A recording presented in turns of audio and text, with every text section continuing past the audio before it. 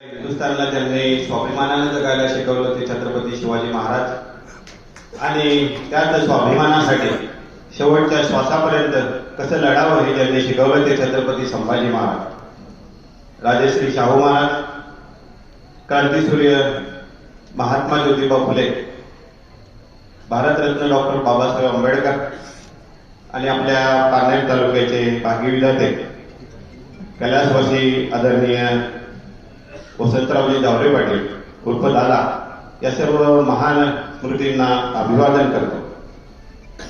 लोक म्हणतात माणसाने सोन्यासारखं असलं पाहिजे, पण मी म्हणतो माणसानं सोन्यासारखं नसलं पाहिजे.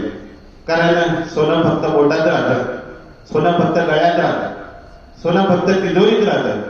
आणि म्हणून व्हायचंच असेल तर माणसाने परिसा समान व्हावं, ज्याच्या संगतीत जावं त्याचं सोनं करावं. असं हे परिसा समान आपल्या सर्वांना लावलेले व्यक्तिमत्व आदरणीय सुजितरावजी जावरे पाटील. आदमी ना कद से बड़ा होता है ना पद से बड़ा होता है, आदमी ना कद से बड़ा होता है जब ना पद से बड़ा होता है. जो आदमी दूसरों की मुसीबतों में खड़ा होता है वो आदमी सबसे बड़ा होता है.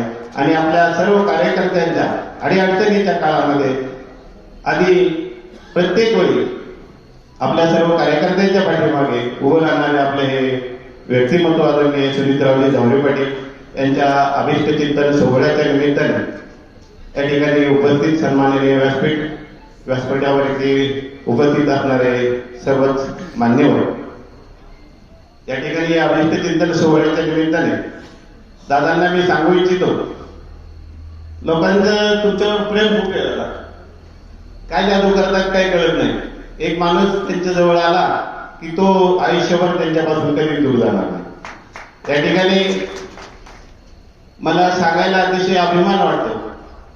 दादांकडे कुठल्याही प्रकारची 20 वर्षापासून सत्ता नसताना म्हसण्यासारखं 1300 लोकसंख्येचं आमचं गाव, पण त्या ठिकाणी दादांच्या माध्यमातून 2.5 कोटी रुपयाची कामं त्या ठिकाणी चालू आहेत. असं हे आपल्या कायम कार्यकर्त्यांच्या पाठीमागे उभं राहणारे व्यक्तिमत्व.